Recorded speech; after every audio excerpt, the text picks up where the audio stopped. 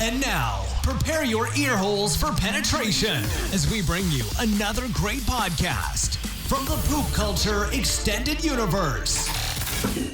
Before we get to the podcast, I want to let you know about our new sponsor, Sudio. Sudio wants to revolutionize the way people see headphones by bridging the gap between fashionable headphones without quality sound and high-tech headphones that are bulky and not design-oriented to bring you their line of headphones. They sent me a pair of their Regent-style Bluetooth wireless headphones to try out, and I gotta tell you, they're literally rocking my world.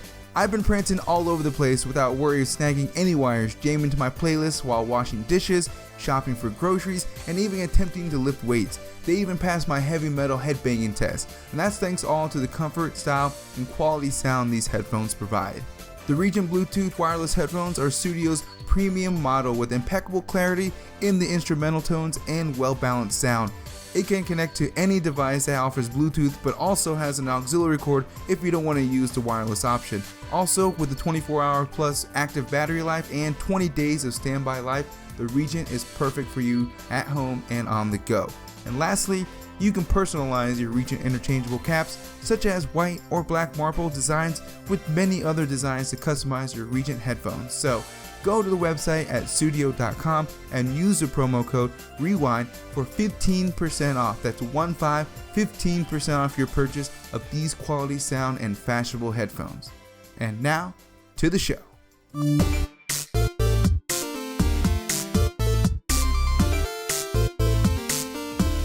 Hey dudes and dudettes, thanks for tuning into this episode of the Be Kind and Rewind podcast, a podcast chock full of everything that is nostalgic about the 80s, 90s, and more. This episode, we'll be taking a trip down memory lane into an episode of Weinerville to provide commentary and behind-the-scenes stories for one of 90s Nickelodeon most iconic shows. Joining me this episode to provide his encyclopedic knowledge of Weinerville, because he was there, is none other than writer, voiceover actor, producer, comedian, and puppeteer. So I welcome host of Weinerville, Marc Weiner, back to the show. Thank you, Carlos. How are you doing? I'm doing great. Thank you again for, like I said, taking the time to come on today. I posted something on Twitter, and I know that people have just been blowing up and clamoring for, you know, some of these behind the stories from Weinerville, because we all enjoyed it on 90s Nickelodeon, 90s Nick and Afternoon back in the day. Well, I'd like to thank all of your viewers for watching Weinerville. We really appreciate it. We had a lot of fun making it, and we appreciate that you're still even interested in it. Yeah, like Thank I said, you. once we posted on Twitter, people were they were all excited. They can't wait to hear and see what kind of stories we get out of the episode. So, but before we get into the episode itself, for those who maybe didn't get a chance to listen to the podcast when you were first a guest on the podcast about a year ago, maybe get them a little more backstory on how, you know, Weinerville came to at Nickelodeon, your journey getting it created and produced with Nickelodeon. So, I had a game show called That's Not Fair. Let's see the oh yeah, and with the gold and silver hot dogs back there as well. Absolutely available in the Weinerville store. Ooh, we'll be linking that immediately. Okay. I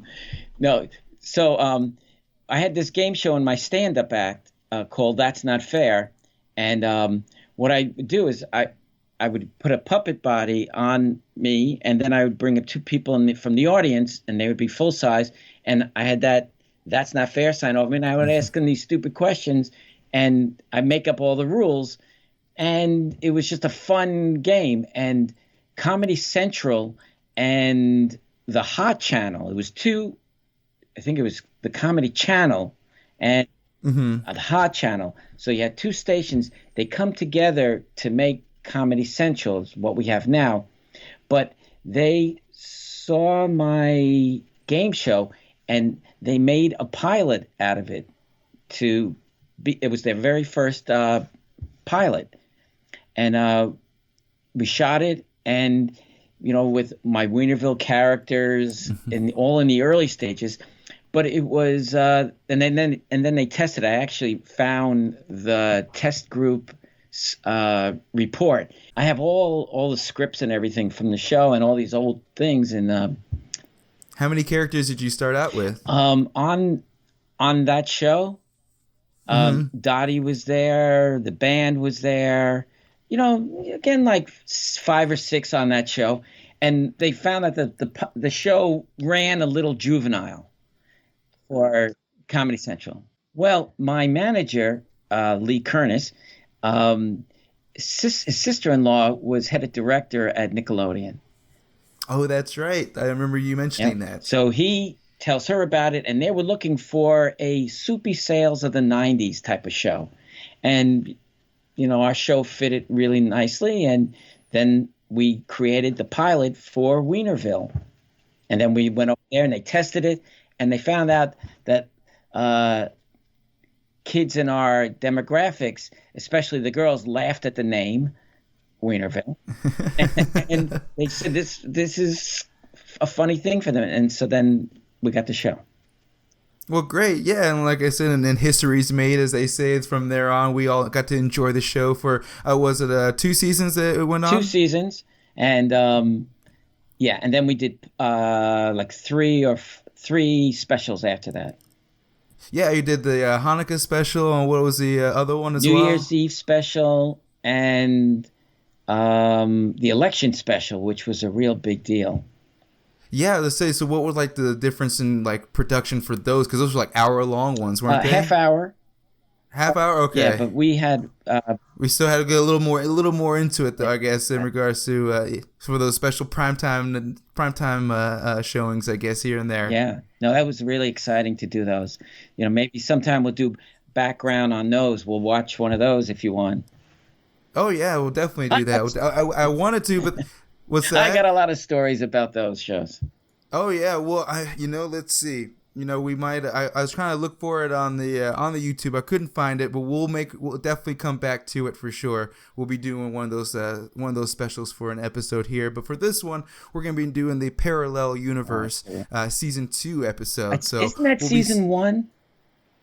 It says season 2, but I think I'll take your word over this season one. 1 because that was Gene. No, it's season 2. You're right, season 2.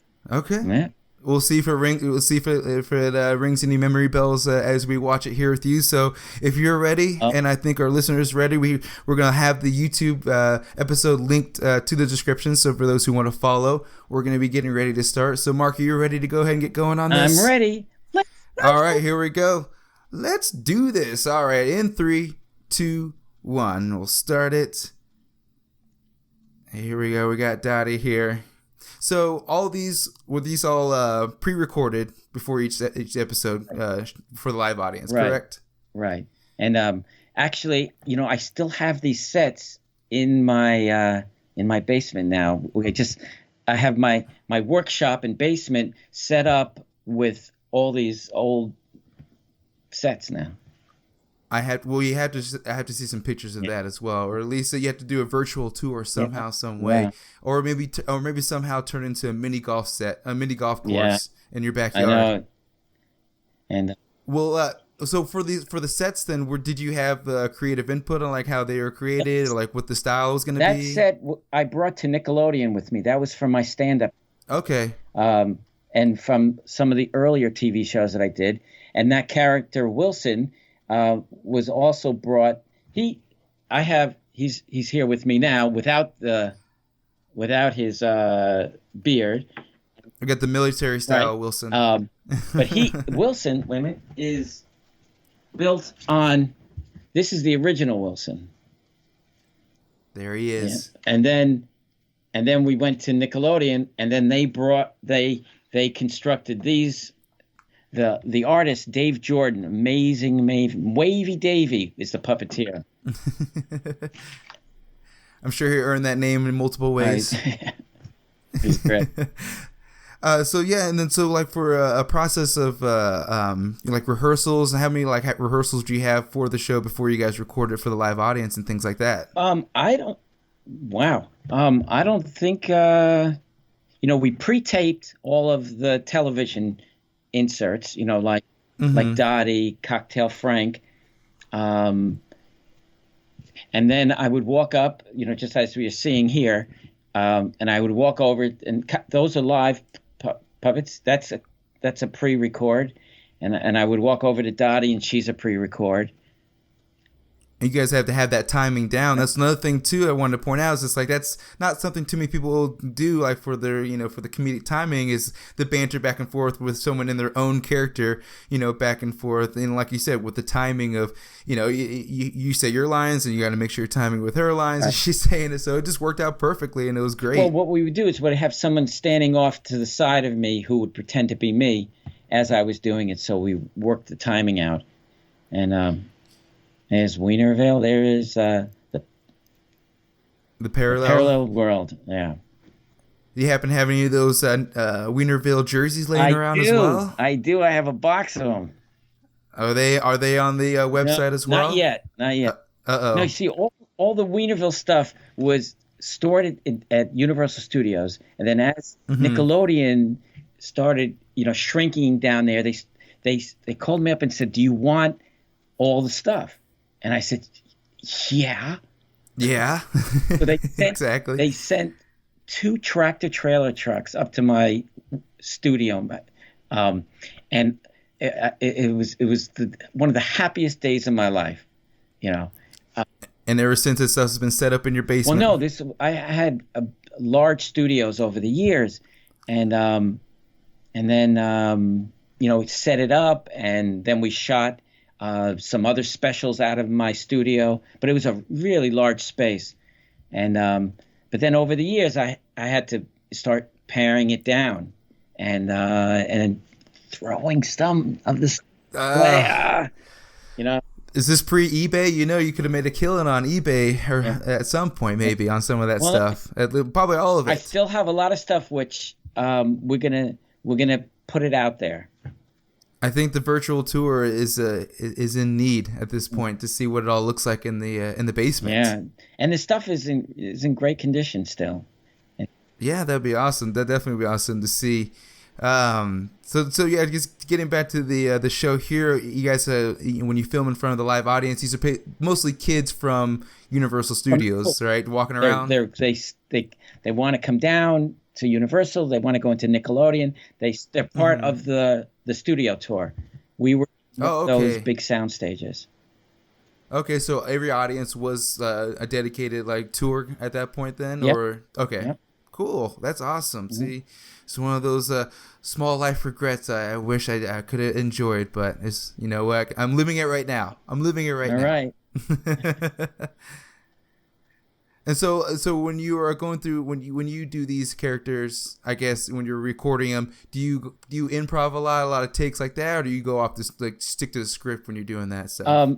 I think see, the guy who's playing Wilson is Scott Fellows, who's a brilliant writer, actor, producer. He's done so much stuff for Nickelodeon. He wrote and produced Ned's Declassified. He's got a couple of shows on Nickelodeon even today, and so he's improvising. I think he probably wrote this script, and we did a lot of improv, and there's a lot of great stuff that's kind of like a two-way comedy. As a kid, it kind of goes, some of it goes over your head. As an adult now, you're like, can't believe I didn't get that. Well, and even in this show, there was a line, like he goes, Captain Ozone goes, "Wilson, I've got an itch that only you can scratch." And it's like, I didn't mean anything by it. And then Wilson scratches his because the joke is that I can't scratch it because I don't have any hands out there, but and then he perfectly gives you the little scratch on the shoulder. I think it's even coming up now. Yep. There he goes. There it is. Because I can't. So I love moments like that when a joke, because of the puppet, the restriction on the puppet, that then you have to do something and it sounds like something else. So. No, it's great. Like I said, I wasn't sure if you did too much improv. It sounds like you guys did. And in regards to the writing, were you mostly do most of the writing? Did you have a team as well? You guys were working off Ray Abruzzo, great actor, and dear friend of mine, was the head writer, and then writing like Scott Fellows. And then you'll see at the end of the credit, we had like 6, 7 writers on the show. Okay. And of course, Dottie, she had the last word in everything. She was amazing. Of course, Dottie rules all. Mayor Dottie. Mayor Dottie. And see that zip? That's clearly not the original zip. Oh shit. Is it like the Luke Skywalker has a yellow hand instead of an orange hand? See, here is the original zip, and then Very nice. Nickelodeon, under the guidance of Dave Jordan, created close to like 20 to 30 other zips. Okay. And just for the show itself, or for like for the show and for all the different characters, and we have an X Zip It, where we show all of the zips. All in one scene? Nope. I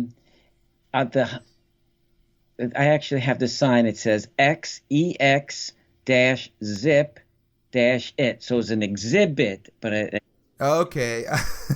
Nice. A little play on words there. Very cool. And on the 100th show, what we did is we set up in the Nickelodeon studio for the people to go through the tour. We put exhibits and sets lined up, and people could walk through and get to see all of the props close up. When was this, and when is this going to happen? I have to be a witness. It was the 100th show. Studio, okay. And it's our show where we sing "Welcome to Weinerville," and I'm in a tuxedo, and it's second season, and that was a big production. That's Brian Byrne, a dear friend who passed away, and he was my acting coach and one of the comedy writers as well. And he's really giving Boney a run for his money here. Yeah. And so, I bringing up Boney here, are you going to be doing any more Boney YouTube videos soon? Boney, the set downstairs. Boney I'm building the set for this new routine. Boney gets in the coffee business. He's going to be a barista? Yeah, it's a bonerista, maybe? Could be that, a bonerista? Any jokes like with Boney in it for coffee, people please send them in. We'll get them in. It's the name of Boney's restaurant is Star Boney's. Well, I can imagine with some of the clerks that we have, the baristas we deal with, their attitudes, I'm sure Boney would fit right in. Yeah, and if anybody can think of some, types of like a Bonacino or any of those, I'm looking. You're already on a roll as it is. I'm looking for more of those jokes. Perfect. We'll definitely put word out so we can get them over to you ASAP. So we just saw some parents get picked out. How do the parents? Are they just kind of do they go through a vetting system, or just randomly picked out? Do you know? Who wants to be here? Who wants to get wienerized? And whoever I just picked. Who's willing at this point? Yeah, who's willing to go through this Playland situation? Because we've got the good old classic pie in the face. I actually want to know about some of the ideas that didn't make it to the show. Maybe were there other ideas for Playland that didn't make it that you liked? Funny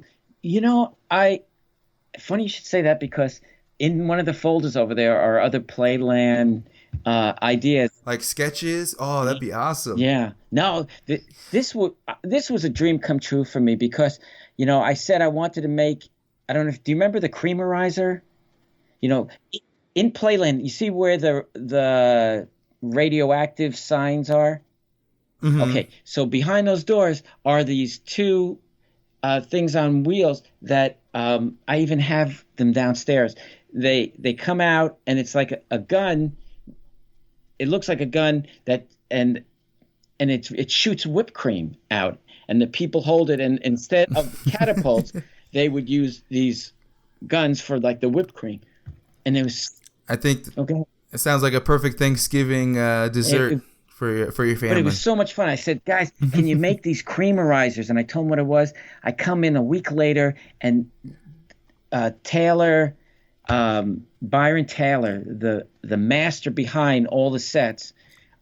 Yeah, he did Nick Arcade and other Nickelodeon shows. Yeah, he was amazing. See the golden hot dogs and the silver hot dogs? They're available, because I found them. I found a box full of them. Perfect. What about that slime too? Was that like the same mixture they used on the other shows, or was that your No, own no. mix? I always watched Nickelodeon. I said, they're never going to let me put that on my show. And so I kind of snuck it in. I said, all right, so we're going to use the special topping. Mm-hmm. And they went, oh, okay, we'll use the slime. I went, okay. All right, sure. Yeah. You just manipulate them right in where you want them to be. Yeah. And see, no, and with that type of puppetry, we just would put things up front and look like I was sitting in bed there scratching my foot. I mean, it was genius, and I'm surprised that there's not more people trying to do that kind of maybe more like live shows as opposed to on television we might see. And I have those sets. So, sometime when we do a tour, you'll see all, those puppet sets. I still have them. The artist, Sam, you'll see his name coming up, Sam. There's Ray Abruzzo. Yeah. And here comes the set. That Scott Fellows did some additional voices. Bagarella. He was an amazing artist. And see, like that set is just so beautiful in the back there. Yeah, just like as a kid looking back there, just because we're always obsessed with miniatures and things like that. I still to this day love miniatures, and so being able to probably look at Weinerville that you have downstairs is going to be awesome to see at some point. So I'm excited to see that. But yeah, that was the episode, and I'm glad we're able to get like some more behind the scenes stuff of the production side of it and what was going on, like how the show came to fruition, and just like and finding out that now we are able to purchase our own silver and gold hot dog trophies, which it's the same thing as almost it's like getting the aggro crag, but I think the hot dog is better. I'm going hot dog better than the aggro crag at this point, because that is a trophy to behold. But just kind of moving on. Oh, there it is. It will be in my possession at some point very soon. There you go, and it's a larger hot dog than. Is it a Nathan's? Is it Nathan's foot long? No. You see, there's the silver. Oh, the silver doesn't have toppings on it, huh? So the silver. No. Okay. That's the golden. He gets the chili. Is that what's on top? It's a relish. Relish. I relish being here. There you go. Well, great. Well, that's awesome. We'll definitely put the links up so people can go check out and go grab themselves some hot dogs and some other merchandise as well on the website. But just kind of going on some other things beyond Weinerville. Last time we were on the episode, we talked about some of the other things you had going on. You're doing the Empathy Labyrinth. Do you want to kind of talk a little bit about that as well? How that's going? Thank you. It's so. The Empathy Labyrinth, and you put up the. Yeah, I'll put up the link and everything so they can go to that as well. And it's a way that I teach people empathy skills, how to communicate better, to improve your communication skills, and to help bring down violence, because when people communicate and they're not heard, they have to ramp up what they're saying in order to be heard, and sometimes that goes to violence. So we try to train people how to speak up for what they want, and speak up in a way that people can hear them. And so it's really good work. And are these mostly like hands-on sessions where people come to you, or can you do like virtually, like online, that type of thing? Most of my sessions are done over the phone. Okay. So if anyone's interested, go to theempathylabyrinth.com and call for a free empathy session. Perfect. We'll definitely get that linked up. And, so it's something like, how long and how many years have you been doing that as well? About 15 years. Okay, yeah. So, of course, like I said, it's a good vibe. Putting out positive vibes is never a bad thing at all. That's right. No. And then, so other things that you've also been doing, Weinerville Productions. So, were any upcoming projects coming out of there? I think last time you talking about putting a live show together.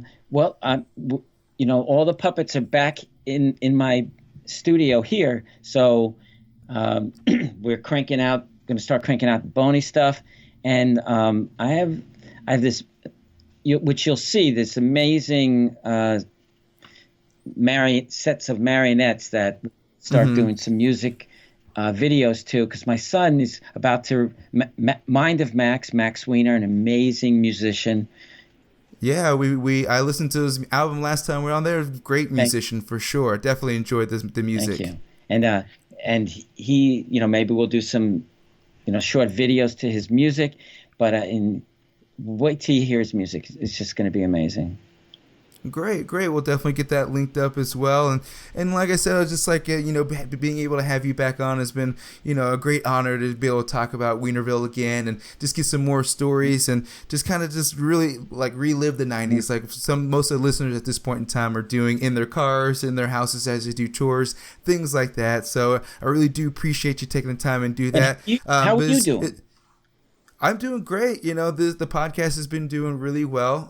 You've been able to talk to, we had Stuart Pankin on. I don't know, he was from Honey, We Shrunk Ourselves recently, and some other guests been doing great with the podcast and just growing with the listeners. And I think people are just really, connecting with some of the subjects, and especially having like some of the celebrity guests like yourself on, like I said, with the Twitter reaction. Actually, we had a Twitter poll I wanted to go through. I'd asked people on Twitter today what their favorite Weinerville characters were, and the most popular one that we have, of course, is Boney. Boney was the most popular character I've ever had. 30. Oh yeah. I think everybody's in love with Boney. He's like that grumpy uncle everybody has at the barbecue. Yeah. So I think they're now clamoring for more Boney YouTube videos. So I see, and we'll definitely link up the Weinerville YouTube channel. Are there any other videos you're going to be doing other than Boney for the channel itself? Well, we're going to do Pops and Louie because my son Max really has got the character voices down well. Okay. I want to, keeping it in the family. Very nice. And we have the Commander Ozone set down there, and he does great Wilson.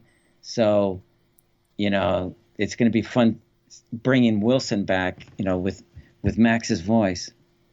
Well, perfect. Well, we got a few things brewing then. So the next time, because we'll have it, this is going to be a trilogy. We're going to have you back another time, and we're going to talk about, when we get into Hanukkah special, we might do the New Year's special. We're also going to do a virtual tour of the basement. I got to see what it looks like down there, and maybe hopefully one of the shows is come to fruition by then as well. Well, we should do start a tradition, New Year's Eve. Let's do it. Play the New Year's Eve special and talk through it, and it was. That's how sad my life is. That's what I did this past New Year's. I'm all for it because, it's better than trying to plan some big party thing and then you're just sitting at a bar just staring at people. So I'd rather be sitting in my room watching the Hanukkah special. So yes, that is marked on the calendar. We'll be doing that this New Year. So stay tuned for that, folks. But other than that, Mark, I again really appreciate you taking the time to come on the podcast again. I know everybody else was excited to hear about all the stories we got to talk about for Weinerville. Just let everybody know where they can follow you online to see about your upcoming projects and more about the Empathy Labyrinth and things like that. So we'll get those linked up. But other than that, everybody else, thanks for tuning into this episode of the Be Kind and Rewind podcast. Make sure you tune in every Throwback Thursday for new episodes of the podcast. Subscribe, like, follow, and rate the podcast on iTunes, SoundCloud, Spreaker, YouTube, and Poop Culture Podcast Network at poopculture.com. And also follow the podcast on social media on Twitter, Facebook, and Instagram at Be Kind Rewind Pod for all of your nostalgic needs. So thanks, and be excellent to each other.